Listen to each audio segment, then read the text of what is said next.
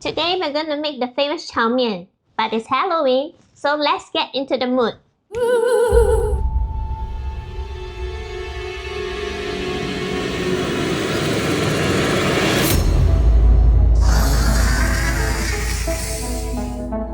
It's good with the moment.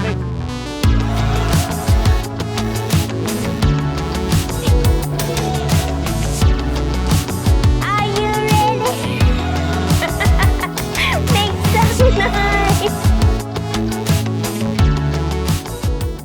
Hi everyone, welcome to Happy Raw. I'm Asian Betty Crocker, taking over Halloween episode for Evelyn, and this is my corgi therapy dog. The last time Evelyn had anything to do with Halloween was in her younger days when she was still clubbing. Her friend Nayeli brought her Halloween shopping to embrace the season. I stay near her. The inspiration for my existence was Evelyn asking a lot of chef friends who were their childhood icon. Betty Crocker. This was the book that their parents learned lessons and recipes from and cooked for them since growing up. And my connection with Betty Crocker was those pre-mixed brownie mix and stuff, but I didn't know that she had this cookbook. But I found out she's actually fictional. But guess what? There's actually a real person called Leann Chin, and she's the Asian Betty Crocker. So today's chow mein, the base is inspired by Cantonese style, the crispy ones, and then on top I'm gonna do with my own spin is a love letter to Singapore on how we have it over Imi. So what you need is garlic, ginger, onions, carrots, bok choy. Protein would be chicken. For the chow mein, this is the one I got. The rest, when you're not using it, keep it airtight so that it won't dry up. So the vegetables that we're gonna cut for the chow mein here, we're all gonna cut it all the same. Cut it into matchstick size so that all will be cohesive and the best texture for this. So the thing about Leann Chin, she basically was a seamstress and then turned into the businesswoman, have a whole franchise of Leann Chin Cook, kind of like a Panda Express in Minnesota, and I find that really inspiring. And in between she was with General Mills and they created the Asian Betty Crocker out of her. So she was a pioneer and they wanted to expand her brand. And then the carrot, we're just gonna cut it small half first and then matchsticks, cut a steady base. The thing about Asian food, why I like it a lot, is we can have a chance to add in more vegetables during stir fry. So the bok choy is also cut into matchstick. Everyone is cohesive. And then for the leaf, we will just chiffonade it, make into ribbons. And we'll cut the garlic. So next is the chicken. We'll also do the same into strips. After we cut layers, and what we do to Julian is just cut like that. Like a noodle. But we'll cut it shorter. I like marinating my meat because it gives more flavor and it tenderizes. Cornstarch, oyster sauce, soy sauce, white pepper. We're done. So we're gonna boil the noodle first. And we're gonna drop the noodle in. So this took me about a minute and a half. Finish it in cold water to stop the cooking. Make it the shape that you want later. The noodle here. Spread out as much as you can. More surface area, exposure. Gonna let it crisp up. Medium, low, because we don't want it to burn. There are actually many different kinds of chow mein. So I'm just doing my Cantonese base, but the topping will be Singaporean style. We have this dish called Imi. See, it's crispy here now. This part is very nice. As you can see, it's super consistency. So we just drop it. We'll do the topping on top. Okay, you can see the wok is smoking. I'll add the oil. Remember mise en place? Everything here.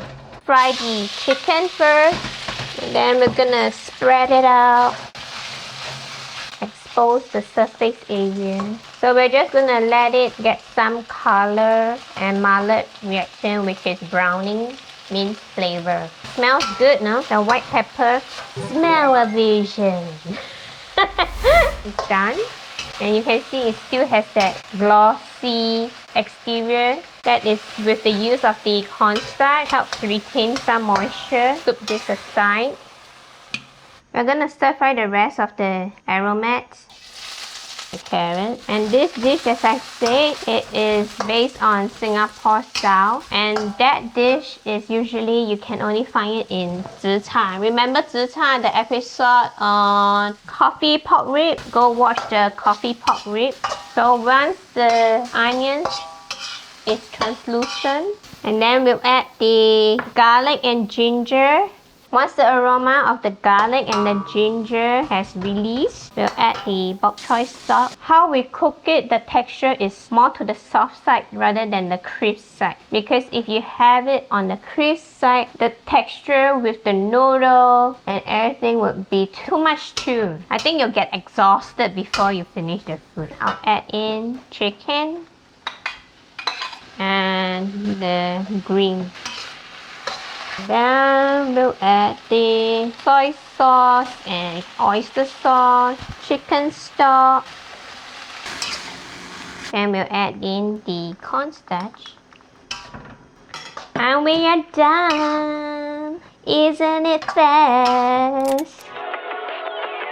So, like I said, this is a version of Singapore topping on top of a crispy noodle inspired by Leann Chin, whereby she brought something inspired and bring it to Americans' palate. This is my way of introducing you to Singapore food. Because a lot of people that I met, they were honest to me and told me that they don't really know what Singapore food is about. I'm basically just scooping all the sauce and the greens and all the protein onto the crispy noodle.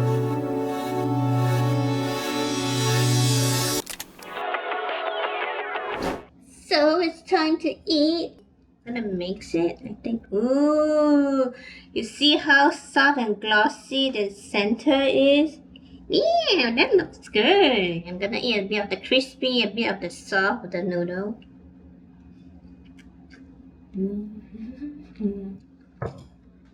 Okay guys, you have to try this. This is really good. There's many versions of chow mein. I hope you get to try this one because I really like it. Home close to home, it tastes really good, and I think go try on different kinds of the versions that is out there. I think it's a dish that actually embraces culture and your own spin of it. Just like if you only have certain vegetables, do it. So I hope you like this week's episode because I had a lot of fun doing it. Please like and subscribe, and I'll see you next week. No, I won't see you next week. It is gonna be bad. Meanwhile, let's cook, eat, live like a happy world. See ya! No. Oh, I keep forgetting I'm not coming back.